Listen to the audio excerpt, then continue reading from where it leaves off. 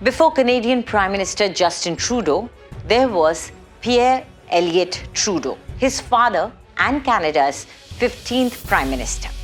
With his embracing of the Khalistani elements in Canada, Justin Trudeau ensured that ties with India nosedived. The trigger for the plunging relations was his unsubstantiated claims that India was behind the killing of Khalistani terrorist Hardeep Singh Nijjar. And before Justin Trudeau's visit to India, first in 2018 and then in 2023 for the G20 Summit, came his fathers. In January 1971, Pierre Trudeau toured India for 5 days. He rode a camel, petted a bullock, went up the Ganges and into a locomotive factory and saw the Taj Mahal. This was written down by Gar Pardy, a Canadian Foreign Service official who served in New Delhi during this visit. The bad blood in Indo-Canada ties, in fact, began with Pierre Trudeau. But it wasn't just the Khalistani issue. India's first nuclear explosion for peaceful purposes brought in some amount of sourness in the ties at that time. The Canada Deuterium Uranium CANDU reactor allowed the use of unenriched uranium to generate nuclear energy.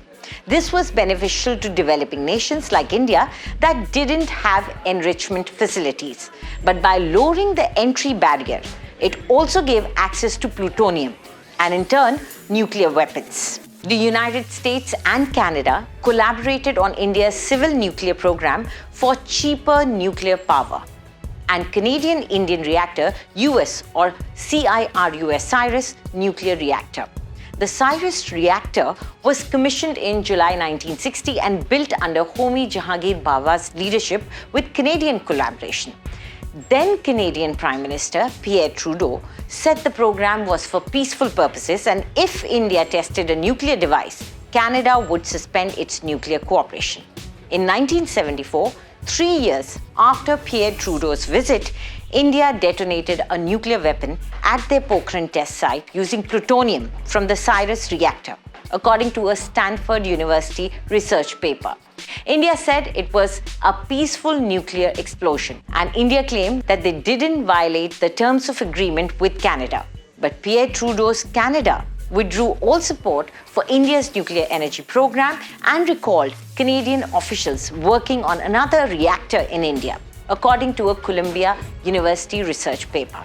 A US State Department report in February 1972, which was declassified in 2005, analyzed that the terms of the Canada and the US agreements do not explicitly bar the use of the reactor for peaceful nuclear explosions.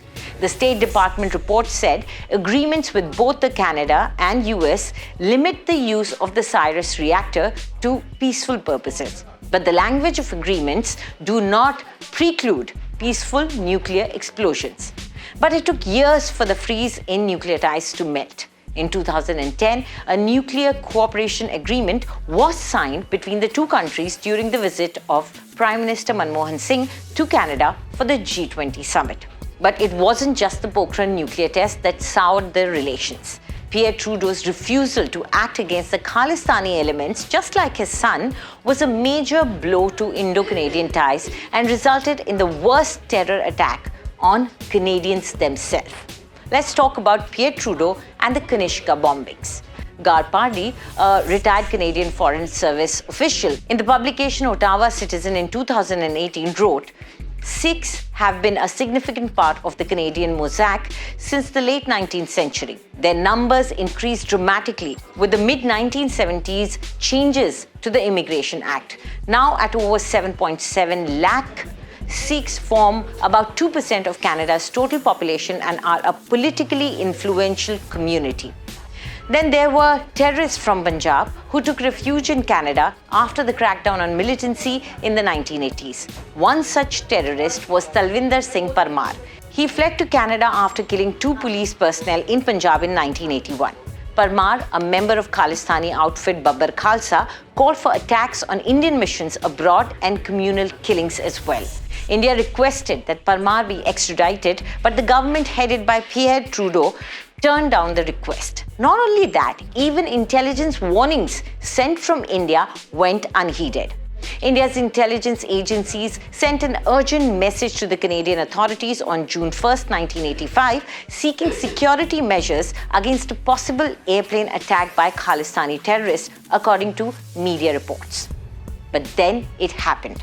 On June 23, 1985, a bomb in 2 suitcases was set off on Air India Flight 182 Kanishka, flying from Toronto to UK's London, killing all the 329 passengers on board.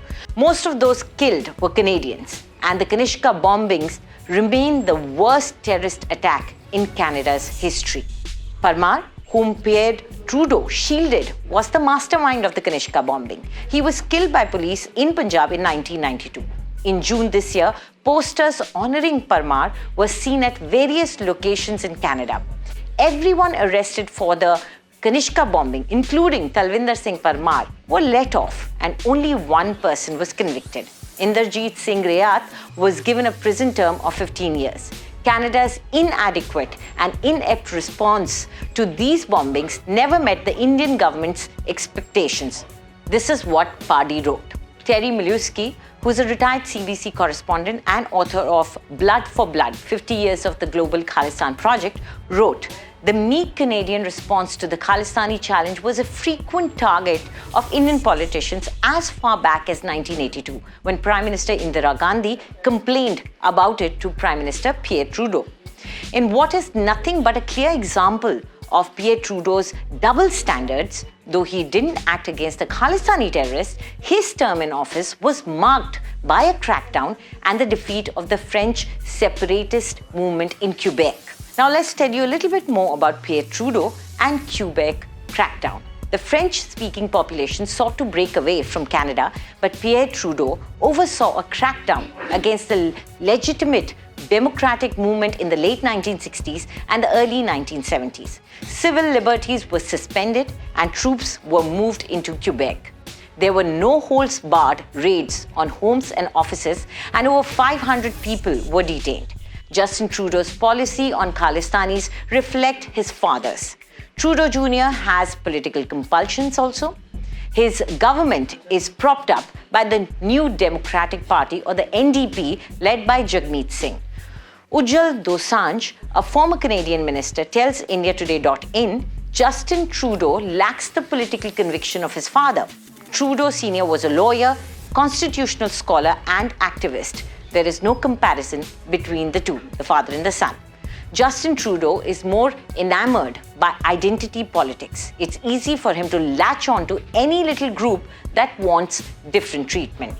But because of Canada's patronage, after decades of being invisible, the Khalistani threat is again rearing its head. And India will never forget the Air India Kanishka bombing. This is going to be a long-drawn battle. Do tell us what you think about this video in the comment section. And for more news updates, subscribe to India Today.